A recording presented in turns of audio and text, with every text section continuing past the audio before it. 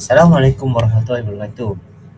Nama saya Muhammad Asal bin Muhammad Batrang. Saya akan terangkan pasal simulation P dalam PNID untuk level, butter level. Pertama sekali, set point kita adalah 60, set point awal kita, dan saya akan naikkan ni kepada 80. Untuk setting P kita adalah 10. Okay, saya akan clear chart ni biar chart nampak stabil. Dan saya akan naikkan ni kepada 80. Okay, matikan graf sekejap. Okay, di sini kita dapat lihat pada saat ke 94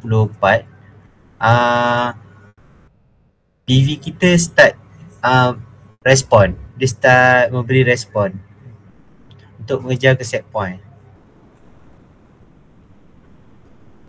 Tetapi pada saat ke 142, ini adalah rising time kita, dan kita punya PV mula steady. Di sini adalah steady state. Settling time dan steady state lah. Okay. Analisis kita daripada graf ini, pada setting P kita 10, PV kita tak dapat pun mencecah kepada 80 kerana nilai P terlampau kurang. Dia tak cukup untuk memberi magnitude untuk PV mencapai 80 lah set point kita. Okay, sekarang saya akan letak balik ke kita punya asal. Set point kita 60 dan saya akan tukar setting kita punya P 100. Okay, dia ada stable. Kita chart dia stable. Pada stable saya akan naikkan ni kepada 80.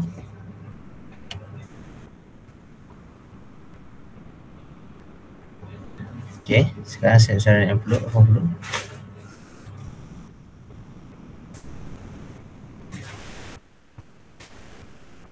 Okay, masa untuk PV respon adalah pada 122. 122 ni adalah masa untuk PV respon.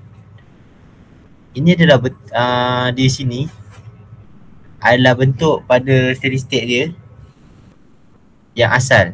Di atas bawah, atas bawah. Tu masa dia stable lah. So masa untuk dia start respon adalah 122. Dia start respon ke atas. Dan masa untuk dia rising adalah 174. 174 ni adalah rising time dia.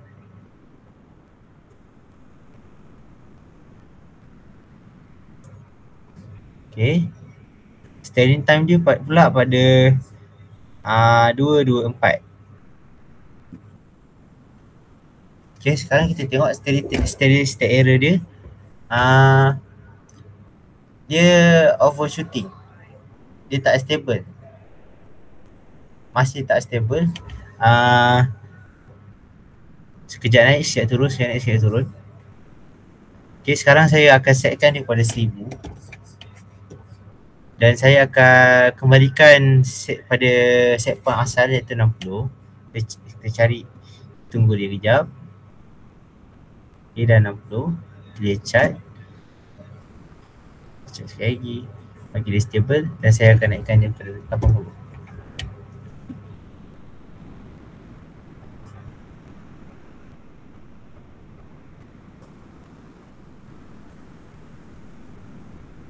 Okay, masa untuk graph ataupun proses variable to respond adalah 74. Masa dia respond adalah 74.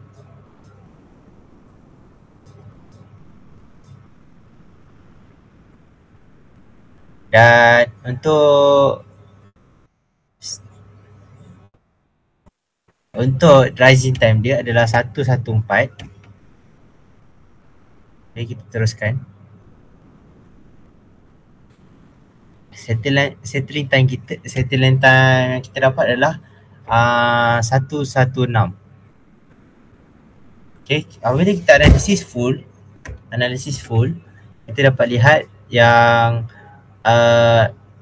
graf ni tak stable, sangat tak stable. Dia sekejap naik, sekejap turun. Sebenarnya function P ni adalah fast response. So apabila kita menaikkan nilai P, semakin tinggi nilai P, dia semakin cepat proses kita. Tapi keburukan dia adalah dia tidak stable. Oleh itu kita perlukan setting yang penambahan setting, iaitu penambahan integral I.